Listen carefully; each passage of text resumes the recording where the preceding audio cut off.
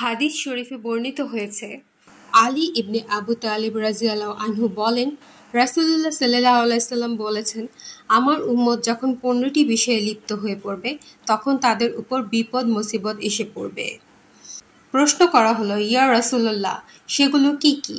তিনি বললেন, যখন গনিমতের মাল ব্যক্তিগত সম্পদে পরিণত হবে, আমানত লুটের মালে পরিণত হবে, যাকাত জরিমানা স্বরূপ গণ্য হবে, পুরুষ তার স্ত্রীর আনুগত্য করবে এবং মায়ের অবাধ্য হবে, বন্ধুর সঙ্গে ভালো ব্যবহার করবে কিন্তু পিতার সঙ্গে খারাপ ব্যবহার করবে, মসজিদে শোরগোল করা হবে, সবচেয়ে খারাপ চরিত্রের লোক হবে তাদের সম্প্রদায়ের নেতা, কোনো লোককে তার অনিষ্টতার ভয়ে সম্মান করা হবে, মদ পান করা হবে, রেশমি বস্ত্র পরিধান করা হবে, নর্তকী গায়িকাদের প্রতিষ্ঠিত করা হবে, বাদ্যযন্ত্রের কদর করা হবে এবং এই উম্মতের শেষ যুগের লোকেরা তাদের পূর্ব যুগের লোকেদের অভিসম্পাত করবে।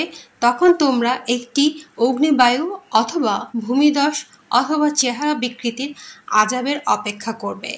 তিরমিজি হাদিস 2210। হাদিসে আছে, যারা অন্যায়ভাবে গনিমতের সম্পদ নিজের করার চেষ্টা করবে তা পরকালে আগুন হয়ে তাদের গ্রাস করবে। নাসাই হাদিস 3827। আমানত রক্ষা করা ফরজ। আমানত রক্ষার গুরুত্ব বোঝাতে গিয়ে মহানবী সাল্লাল্লাহু আলাইহি সাল্লাম বলেন, যার আমানতদারি নেই তার ঈমান নেই, আর যে ওয়াদা রক্ষা করে না তার দ্বীন নেই।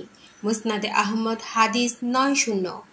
আব্দুল্লাহ ইবনে আমর রাদিয়াল্লাহু আনহু থেকে বর্ণিত, রাসূলুল্লাহ সাল্লাল্লাহু আলাইহি সাল্লাম বলেছেন, কবিরা গুনাহ হচ্ছে আল্লাহর সঙ্গে শরীক করা, মাতা পিতার অবাধ্য হওয়া, অথবা বলেছেন মিথ্যা কসম করা। বুখারী হাদিস 6870। অত্যাচার জুলুম করে প্রভাবশালী হওয়া ব্যক্তিদের মহানবী সাল্লাল্লাহু আলাইহি সাল্লাম নিকৃষ্ট বলে আখ্যা দিয়েছেন। বুখারী হাদিস 6032। ইসলামের দৃষ্টিতে মদ হারাম। মদ পান করলে 40 দিন ইবাদত কবুল হয় না। ইবনে মাজাহ হাদিস 3377। দুনিয়ায় পুরুষদের জন্য রেশমি কাপড় পরিধান করা নিষিদ্ধ। তিরমিজি হাদিস 1720।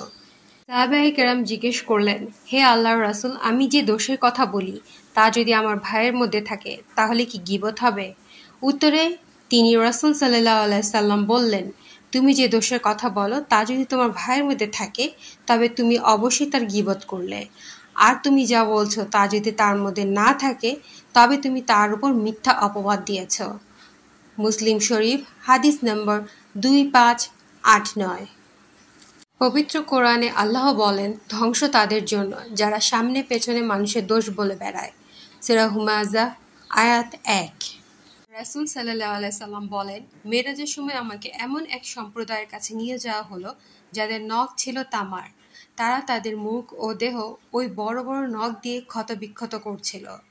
আমি জিবরাইল আলাইহিস সালামকে জিজ্ঞেস করলাম, এরা কারা? তিনি বললেন, এরা নিজ ভাইয়ের গীবত করত এবং সম্ভ্রম হানি করত। মুসনাদে আহমদ হাদিস 13340।